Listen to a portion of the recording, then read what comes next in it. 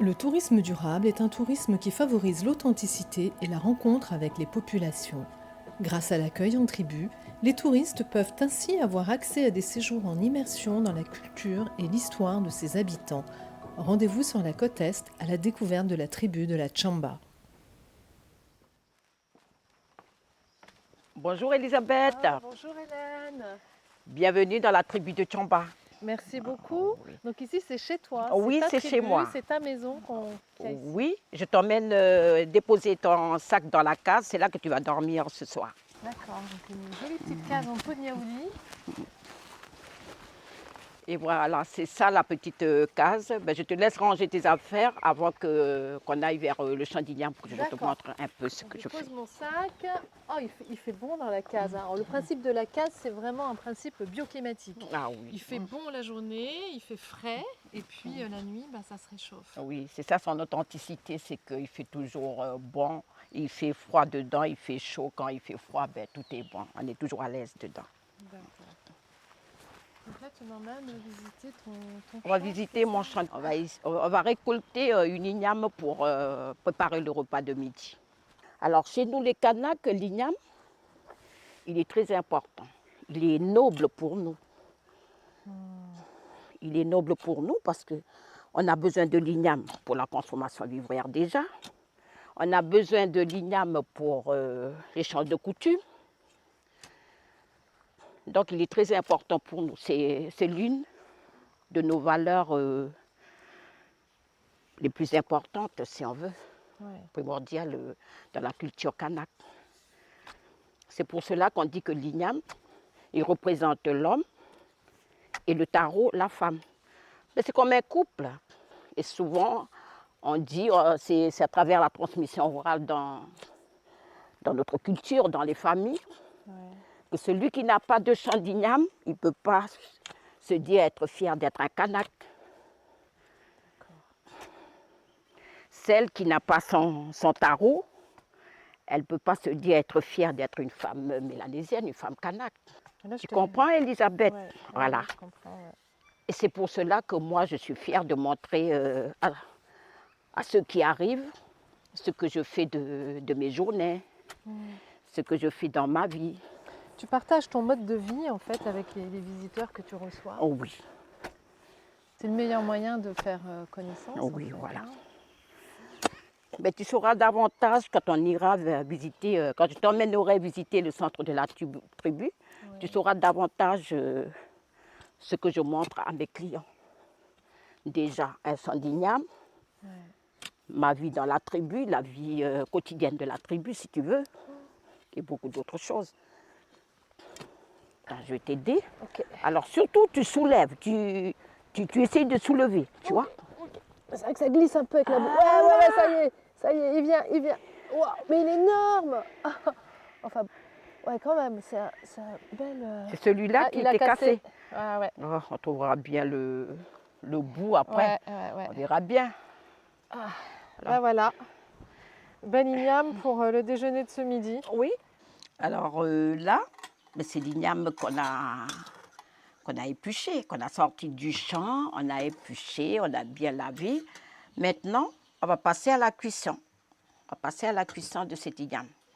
Et tu n'as pas idée de ce qu'on va faire. Alors de ce que je vois là, des aliments qui sont sur la table, ça ressemble quand même aux aliments du bougna. Et voilà. Bien dit, on va faire un petit bougna marmite. Oh, délicieux. Alors, Alors, je te donne une fourchette. ouais. Tu vas prendre une igname, un morceau d'igname, et Ouais. tu fais comme ça. On les gratte comme ça. C'est Et pour tu sais faciliter. pourquoi on gratte? Non, je sais pas, C'est- pour faciliter la cuisson peut-être. Ben, on attend justement ma fille qui est en train de râper le coco. Donc, c'est pour que le coco, le lait de coco, il s'imbibe, il s'imprègne bien. On met juste un petit peu d'eau. Après, on fait ça parce que c'est pour bien faire sortir le lait de coco, Ouais. le lait qu'il y a dans le coco râpé. Donc, c'est pour cela qu'on fait ça. C'est Ok. pour bien faire sortir son lait. C'est très rare qu'on travaille avec des passoires, on fait ça. Et c'est des habitudes, c'est beaucoup plus pratique pour nous et c'est beaucoup plus culturel si tu veux. Oui, Et comme ça, après, pour bien faire sortir le lait de coco, tu fais comme ça. Ah, bah, attends, je vais t'aider.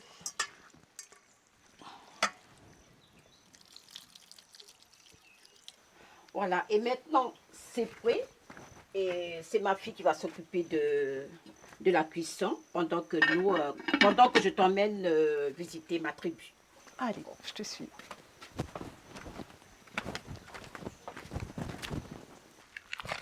Et voilà Elisabeth, là on arrive au centre de la tribu de Tchamba.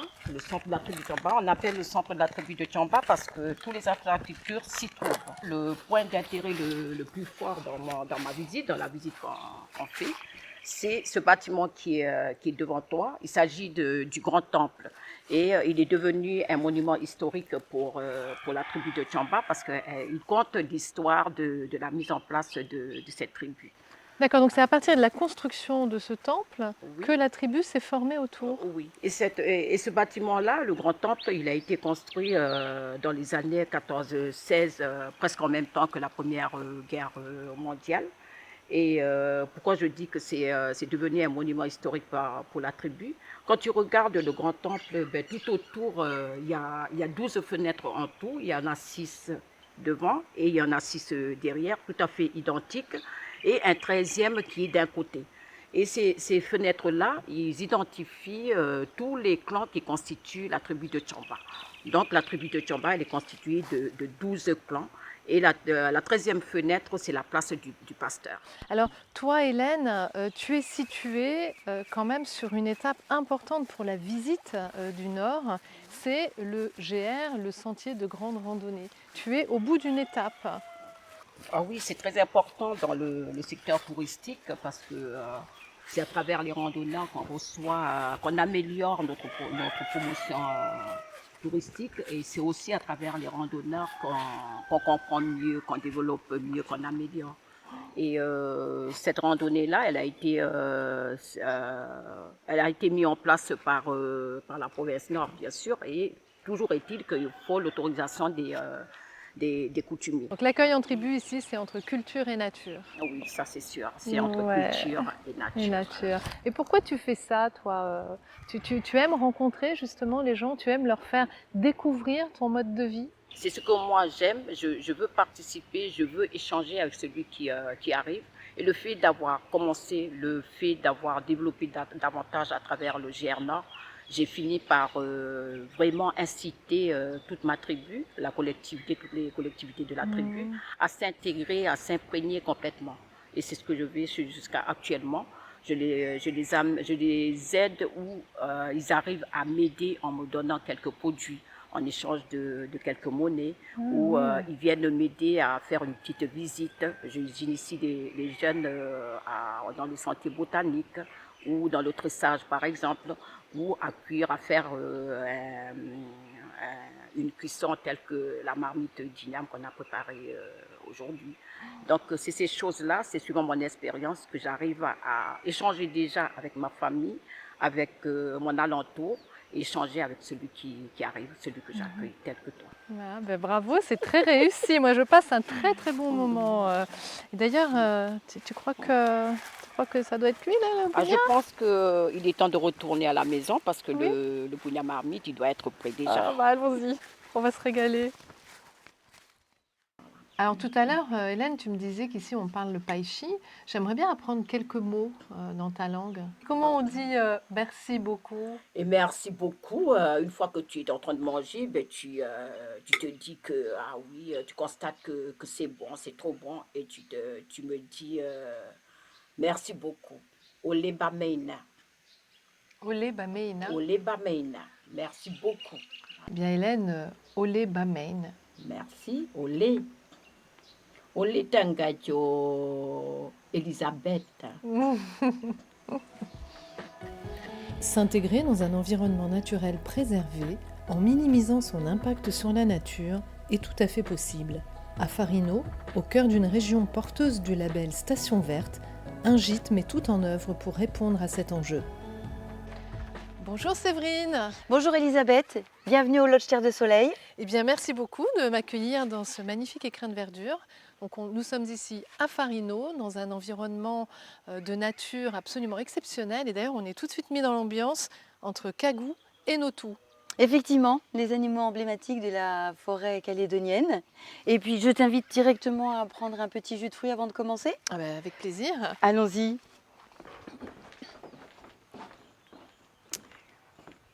Le jus de fruits frais maison, fruits frais locaux et de saison. Ah, parfait. Et avec une paille en bambou, bien sûr.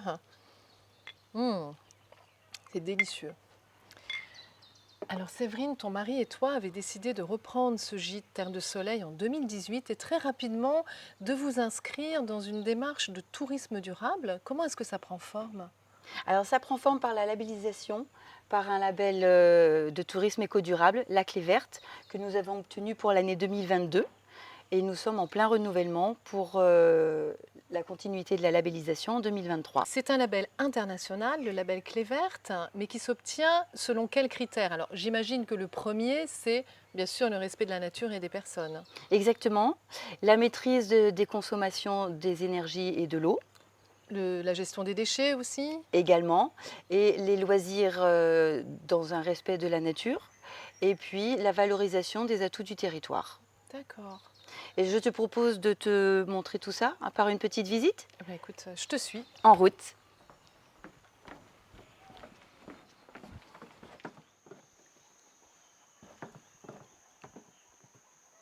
Ici, on est vraiment dans un environnement très paisible, dans un cocon de verdure et dans une atmosphère zen, comme le nom de ce bungalow.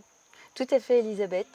Et alors, pour reparler de la consommation de l'énergie, nous avons fait installer des panneaux solaires sur la charpente tout en haut qui peut alimenter l'électricité dans tous les bungalows. Nous avons équipé nos bungalows de brasseurs d'air et non de climatiseurs. Oui. Et nous avons changé également tous les luminaires de façon à ce qu'ils puissent supporter des ampoules LED et non plus à économie haute énergie. D'accord. D'accord. Donc là, vraiment, on est sur la maîtrise de la consommation d'énergie. Exactement. Également, dans ce bungalow, nous avons refait entièrement la salle de bain, un petit peu la déco. Et la salle de bain a été refaite par des artisans locaux qui ont pu travailler avec nous sur la réalisation de cette salle de bain. Donc le principe, c'est vraiment d'aller chercher les artisans qui sont le plus proches du lodge. Et puis si on ne trouve pas, vous allez un peu plus loin. Exactement. C'est vraiment faire travailler les Mais gens en de premier proximité. lieu, voilà, on contactera les artisans, patentés et artistes de la région. D'accord. Alors j'imagine que vous sensibilisez aussi vos clients au tri des déchets à l'intérieur du lodge. Tout à fait. Nous avons installé dans chaque bungalow une petite poubelle qui leur permet de trier, comme nous le faisons aussi, le verre, les canettes, le papier, éventuellement les produits pour le compost. À cet effet, donc, il y a une petite poubelle et le tri général est fait là-haut par nous-mêmes. D'accord.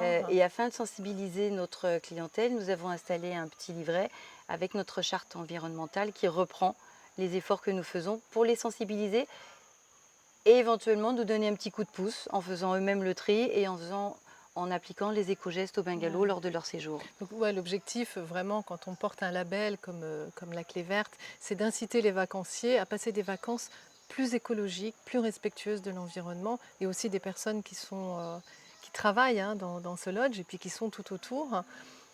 J'imagine aussi que vous poussez la démarche jusqu'à l'utilisation de produits d'entretien 100% respectueux de l'environnement. Oui, alors pour cela, nous n'achetons plus aucun produit chimique du commerce. Donc économie déjà, économie surtout de bidons plastiques dont on ne savait pas quoi faire. Et nous avons fait installer une machine qui est un électrolyseur qui, à base de sel fin et d'eau, fabrique 3 produits d'entretien. Un désinfectant qui peut être utilisé dans les sanitaires, entre autres. Un dégraissant qu'on utilise aussi beaucoup en cuisine, mais aussi pour le ménage des bungalows. Et ces 2 produits combinés donnent un 3e produit qui nous permet de laver les sols, les parties particulièrement sales. Juste avec du sel et de l'eau. Juste du sel et de l'eau et un principe de ionisation. Et qu'en est-il de la cuisine? Parce que je rappelle que vous êtes également table d'hôte. Donc qu'est-ce que vous servez à votre clientèle? Eh bien, je t'invite dans le potager où Nicolas pourra t'expliquer ça bien mieux que moi. Elisabeth, je te présente Nicolas, mon mari. Bonjour, Enchanté. de même. Alors c'est toi le chef cuisinier du lodge, Nicolas, Exactement, on essaie de régaler nos hôtes. et tu es également le jardinier. Voilà, le jardinier dans mon magnifique outil qui est fabuleux pour les mauvais jardiniers. Voilà. C'est-à-dire, qu'est-ce que c'est C'est-à-dire, comme C'est un système d'aquaponie. Ok. C'est-à-dire qu'on a un bac ici rempli de billes d'argile, Ouais. avec un système de circulation d'eau fermé avec un bac à poissons plus bas. Ok. Les déjections de poissons nourrissent nos plantes et les déchets des plantes nourrissent nos poissons, ce qui fait qu'on est vraiment dans un circuit totalement fermé.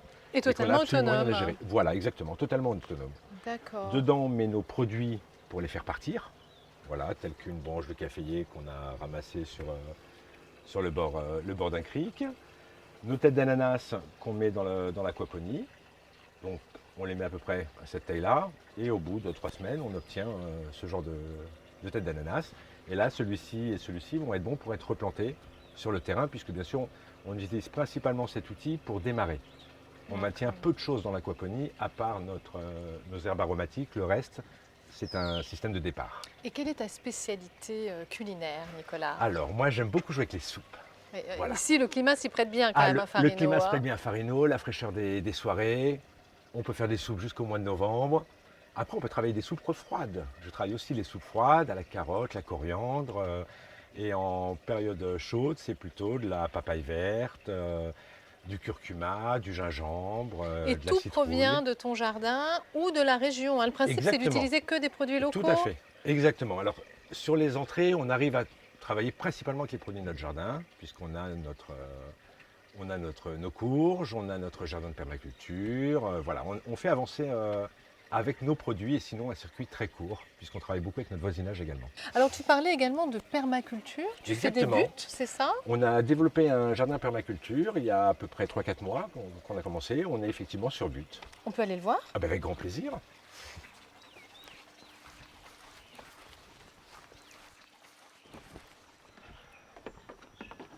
Voilà, ben là, on trouve déjà 2 de nos petites buttes de permaculture. D'accord. Alors, qu'est-ce qu'on y On est- trouve? Alors, on y trouve des coléus, de l'hibiscus comme dans le système aquaponie, des plantes qui se font en infusion. Et là, ça c'est une plante magique, ce qui permet de ne pas traiter entre autres le jardin, c'est une plante anti-rat. Ah oui, Voilà, c'est une plante qui fait fuir les rats, du coup, rien n'est mangé. ouais, c'est indispensable. voilà. Tout reste en place. Et je vois qu'il y a de la patate douce aussi. Il y a de la en patate haut, douce hein. également là-haut. D'accord. Voilà, et le système, c'est que les plantes nourrissent le sol pour ainsi pouvoir nourrir les autres plantes. Le coléus, c'est son rôle, c'est de nourrir le sol pour que les autres plantes puissent, elles, se développer. Alors, ici, Nicolas et Séverine, on est au cœur du lodge, Exactement. mais on est aussi au cœur d'une région labellisée Station Verte depuis octobre 2019. Ça concerne les communes de Farino, La Foix et Moindou. Mais qu'est-ce qu'implique ce label? Nicolas, toi, tu es vice-président de l'Office du tourisme de la région, je précise. hein. Exactement. Et c'était de mettre en avant notre région. Nous sommes le premier label Station Verte du Pacifique. Et il était important que la Calédonie ne soit pas oubliée. Voilà. D'autres dom-toms ont été développés Station Verte, ont obtenu ce label. Et il était important qu'en Calédonie, on puisse l'obtenir également pour certaines de nos structures. Et il est évident que Farino, Moindou et La Foix étaient les régions parfaites pour obtenir ce label. Le label Station Verte, c'est un label qui engage donc ces 3 communes dans un tourisme durable et responsable, donc qui valorise à la fois tous les savoir-faire et les acteurs d'un terroir, mais également les richesses de la biodiversité et toutes les activités qui vont permettre de les mettre en valeur. Exactement. Alors le pôle d'activité principal de notre région, c'est le parc des Grandes Fougères. Eh oui, le bien parc des sûr. Grandes Fougères, voilà, la forêt humide de Calédonie, parc provincial aujourd'hui. Et il fallait développer vraiment un tourisme propre et éco-responsable autour de ce parc. Parce que c'est plus qu'un tourisme responsable, c'est un tourisme éco-responsable. C'est-à-dire qu'il ne faut pas oublier également la population locale, les circuits courts alimentaires, et puis la biodiversité. On est dans un endroit magique. pour Absolument. la Calédonie, on Je est dans un endroit confirme. magique. Absolument. Mais merci beaucoup à vous deux. Eh ben, c'est un grand Merci plaisir. beaucoup, Elisabeth. Merci Elisabeth. De la tribu à la ville, le tourisme durable et responsable traduit avant tout un engagement qui respecte, préserve et valorise les ressources humaines et naturelles d'un territoire. Mais que faut-il mettre en place pour le développer ? Hubert, qu'entend-on vraiment par tourisme durable? Alors moi je préfère, Elisabeth, le terme écotourisme. Écotourisme qui vient d'écologie et écos en grec qui veut dire la maison. Et en fait, l'écotourisme, c'est un tourisme qui respecte la maison de l'homme comme la maison de la nature. Donc, lorsque nous partons en vacances, nous sommes donc invités à visiter cette maison de l'homme et de la nature de façon responsable sur le plan écologique et authentique sur le plan humain. Concrètement, ça se traduit comment? Prenons un exemple. Est-ce que le touriste aura plus d'émotion à déguster une roussette dans un restaurant ou de l'observer, de l'admirer avec un guide au crépuscule déployant ses 1 mètre d'envergure au-dessus des arbres? Le WWF estime ainsi que le tourisme doit, d'une part, respecter la capacité actuelle et future des ressources naturelles à se régénérer, et d'autre part, à respecter les cultures et les populations locales et assuré d'un retour équitable en termes de retombées économiques pour celles-ci. Il ne faut pas oublier qu'en 2030, donc d'ici 8 ans, sur la planète, il y aura 1,8 milliard de touristes, c'est-à-dire un habitant sur 5, d'où l'importance de cette soutenabilité. On doit donc revenir de ces vacances plus riches qu'en partant, plus riches sur le plan humain au travers des rencontres que l'on aura faites, mais également sur le plan de la connaissance, sur la nature et sur la culture. Mais ce type de tourisme, justement, peut-il se contenter seulement de réduire son empreinte sur la nature ?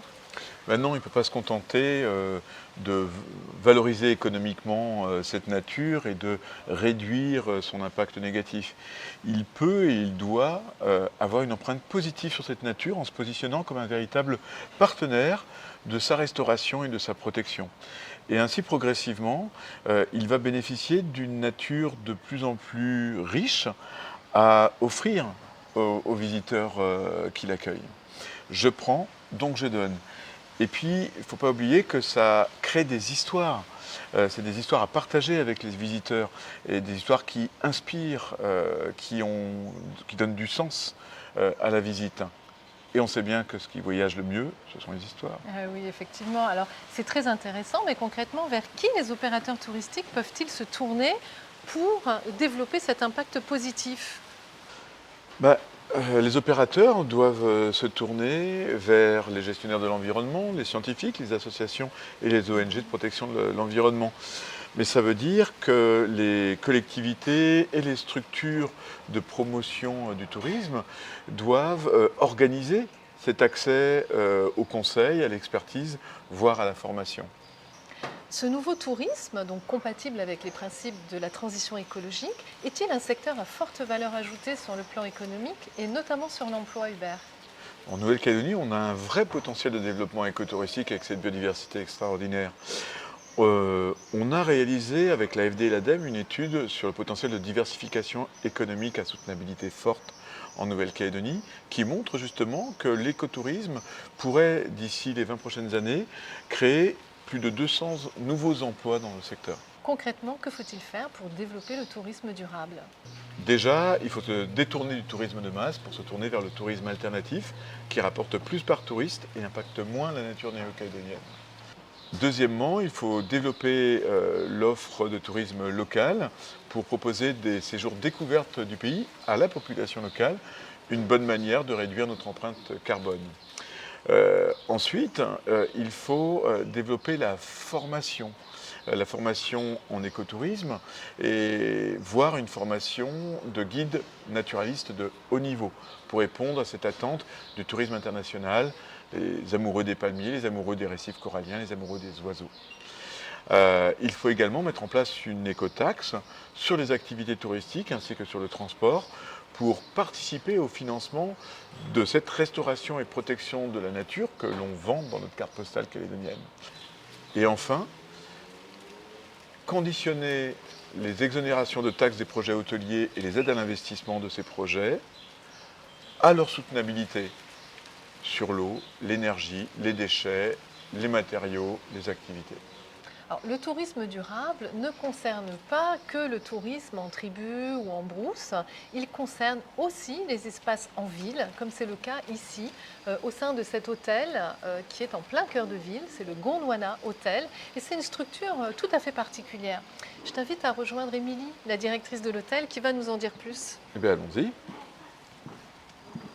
Bonjour Émilie. Bonjour Elisabeth, bonjour Hubert. Bonjour Émilie. Alors, l'engagement du Gondwana Hotel en qualité d'établissement de tourisme durable repose sur des valeurs. Quelles sont-elles? Alors effectivement, nous basons toutes nos décisions sur 4 valeurs. Ces 4 valeurs permettent aussi la cohésion entre les services et avec nos clients.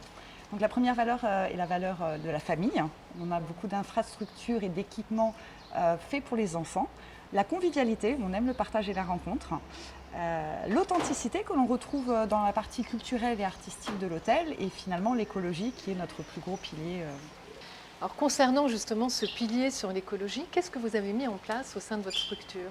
C'est basé sur 4 axes. Le premier axe va être la construction, l'éco-construction, qui est basée sur le référentiel HQE. À savoir que ça a été un projet de 10 ans car ce référentiel n'était pas adapté aux pays tropicaux. Donc nous l'avons adapté et nous avons été certifiés HQE, haute qualité environnementale. Nous sommes le premier hôtel d'outre-mer à avoir cette certification. Eh bien, félicitations. Merci beaucoup. Notre travail de tous les jours rentre l'éco-gestion. Donc là, on va parler de la gestion de l'énergie et de l'électricité, de la gestion de l'eau, du traitement de l'eau aussi, et de la gestion du traitement et de la réduction des déchets. Et bien sûr, le confort de nos clients avec l'isolation thermique et acoustique, le confort olfactif et le confort visuel. Alors l'aspect social a aussi une grande importance au sein du Gondwana où vous privilégiez l'équité et l'inclusion. Qu'est-ce que cela signifie? Effectivement, nous aimons le partage, nous aimons les rencontres et on essaie de le faire ressentir dans nos chambres, dans les services, un peu partout. À savoir aussi que nous faisons participer toutes nos équipes au brainstorming pour les décisions commerciales. On trouve ça très important. Nous avons des tarifs accessibles et finalement aussi, on a un dicton qui nous va très bien, c'est quand on se plante, on pousse. C'est très joli. Et puis très approprié dans ce patio de verdure. Carrément. Merci Émilie. En conclusion, on peut dire que la richesse culturelle et du patrimoine naturel de la Nouvelle-Calédonie en font une destination privilégiée où le tourisme durable doit avoir une place très importante. Alors on peut peut-être donner quelques petits conseils pour passer des vacances à empreinte positive, Hubert. Tout à fait. Alors déjà, commencer par choisir une structure engagée dans la démarche du tourisme durable. Oui, et puis on peut aussi s'intéresser aux gens de la région que l'on visite, à leur culture, à leur histoire, et passer du temps avec eux. Et puis bien sûr, consommer des produits locaux, comme ici, au travers de ce petit déjeuner servi au Gondwana Hotel, avec uniquement des fruits de saison et des fruits locaux, bien entendu. Oui, puis on peut également privilégier des activités sportives, des divertissements qui ne font pas de mal à la nature. Il ne reste plus qu'à nous souhaiter de bonnes vacances. Bonnes vacances. Bonnes vacances.